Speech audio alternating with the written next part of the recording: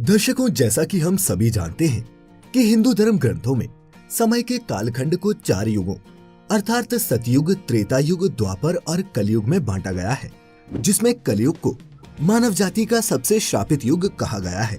लेकिन मित्रों, आप ये नहीं जानते होंगे कि विष्णु पुराण में महर्षि व्यास जी ने कलयुग को सर्वश्रेष्ठ बताया है। उनका ऐसा कहने के पीछे क्या तर्क था और कैसे हो सकता है ये कोड़ी कलयुग सर्वश्रेष्ठ, जानेंगे आज की इस वीडियो में।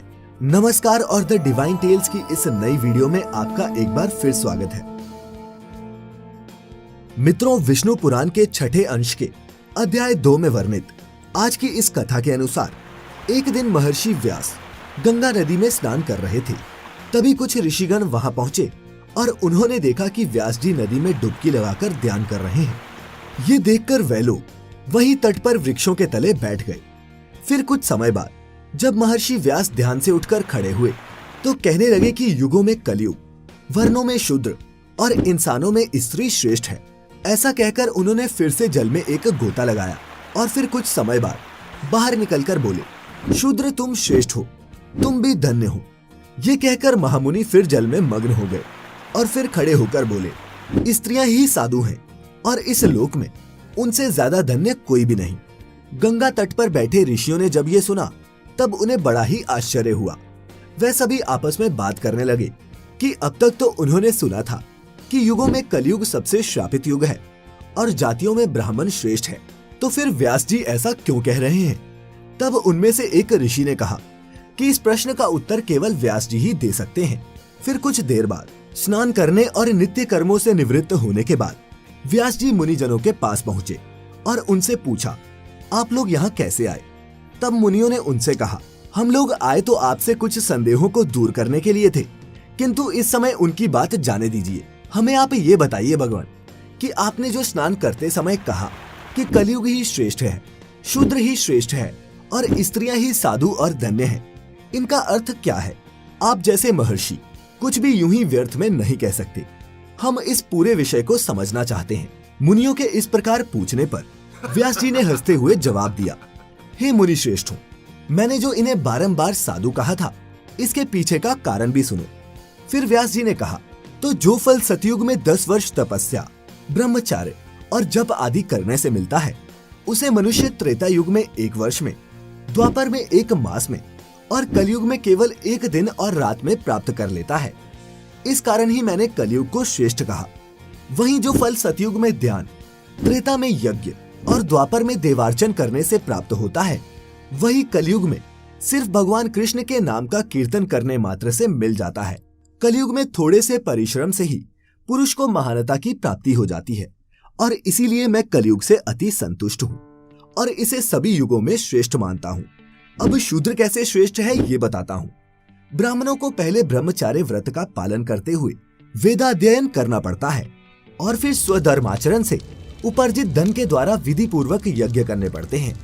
इसमें भी व्यर्थ का वार्तालाप, व्यर्थ भोजन और व्यर्थ यज्ञ उनके पतन के कारण बनते हैं।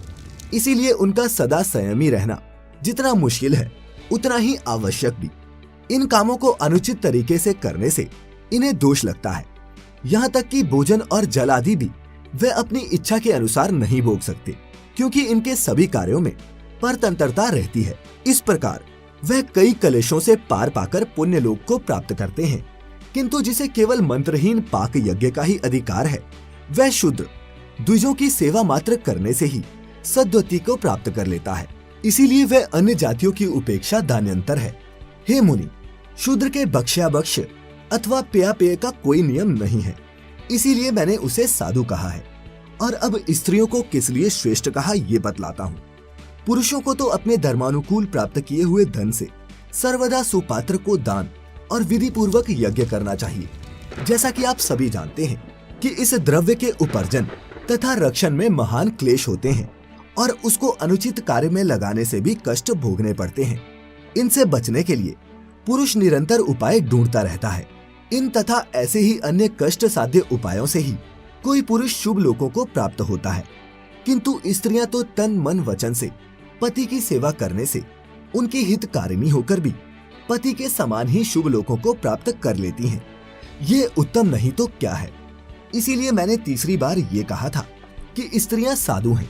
इसके अलावा महर्षि व्यास जी ने बतलाया कि जिन पुरुषों ने गुण रूपी जल से अपने सभी दोष धो डाले हैं, उनके थोड़े से प्रयत्न से ही कलयुग में धर्म सिद्ध हो जाता है और शूद्रों को द्विज सेवा परायण होने से और स्त्रियों को पति की सेवा मात्र करने से ही धर्म की सिद्धि हो जाती है। इसीलिए मेरे विचार से ये तीनों दान्यतर हैं, क्योंकि सतयुग आदि अन्य 3 युगों में द्विजातियों को धर्म का प्रसार करने में भारी मुसीबतों का सामना करना पड़ा था। और इस अत्यंत दुष्ट कलयुग का सबसे महान गुण ये है कि इस युग में केवल कृष्ण चंद्र के नाम के कीर्तन मात्र से ही मनुष्य परम पद प्राप्त कर लेता है। इसीलिए हे मुनिगणों, मेरी ये सलाह है कि कलयुग में मनुष्य अपने जीवन को सफल और सुखी बनाने के लिए सदा श्री कृष्ण रूपी हरि नाम का जप करे और मृत्यु के बाद वैकुंठ धाम में परम पद पाने के लिए अपना मार्ग प्रशस्त करे। उम्मीद करता हूँ कि आपको हमारी आज की ये वीडियो पसंद आई होगी। अगर अच्छी लगी हो तो इसे ज्यादा से ज्यादा लाइक और शेयर करें। साथ ही अगर आप हमारे चैनल पर नए हैं तो इसे सब्सक्राइब कर लें। अगर आप हमारी ये वीडियो फेसबुक पर देख रहे हैं तो हमारे फेसबुक पेज को भी लाइक जरूर करें। तो यही खत्म होती है आज की ये वीडियो। धन्यवाद।